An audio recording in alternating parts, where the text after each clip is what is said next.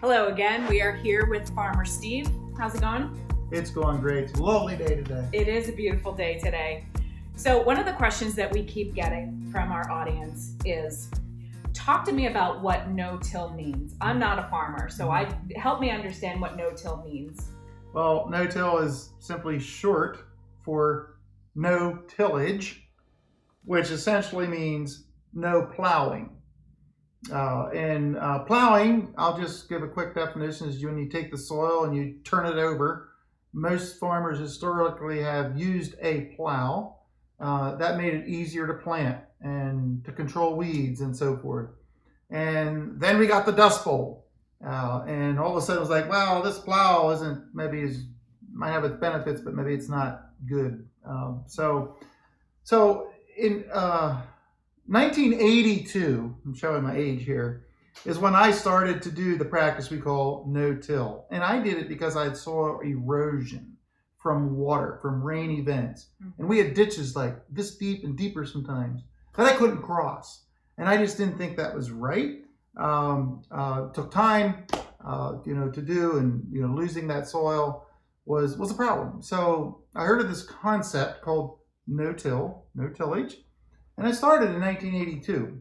And the fields that I started with have never been tilled since 1982. Now, to be clear, my whole farm wasn't converted to no-till until 1995. But since then, so we're well into almost 30 years now of 100% no-till in the whole farm. That has really changed my soil. It's not just for keeping the soil from eroding, and that's probably another topic for another day. But that's the quick definition of no-till. Okay. So you use the two terms together, no-till and cover crop. Mm-hmm. Explain to me what a cover crop is. So a cover crop simply comes from a plant that we plant that covers the soil, or a crop that covers the soil between the cash cropping cycles.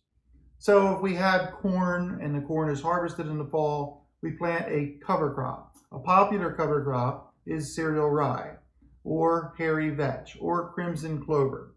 So they're planted in the fall, they'll go dormant over winter, and in the spring they come to life, but they're covering the soil.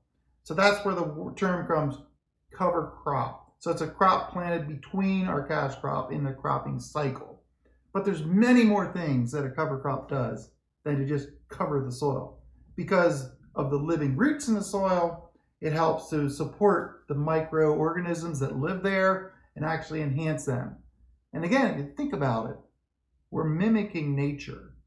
Because when you leave a soil alone, if nobody does anything, it's going to grow something. It might be what we think is weeds, but it's going to grow something.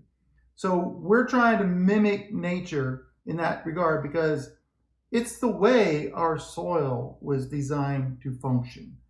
And, we've kind of had it all wrong the last 100 years or so in agriculture.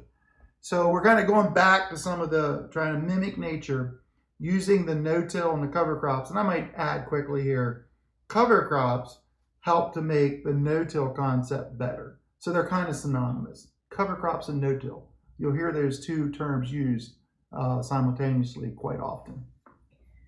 So why are they better together?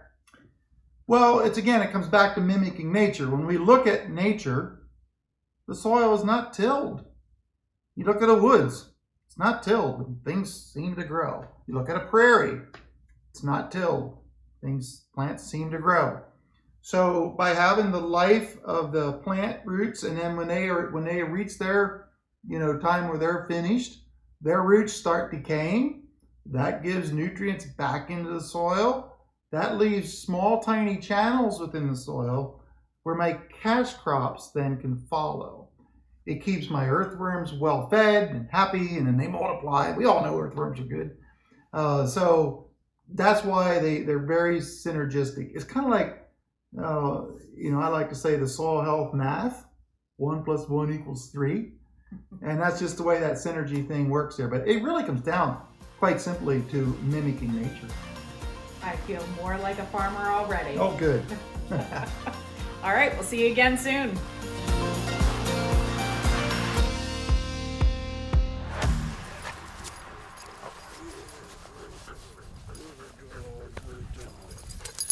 Yeah, you happy about it, huh?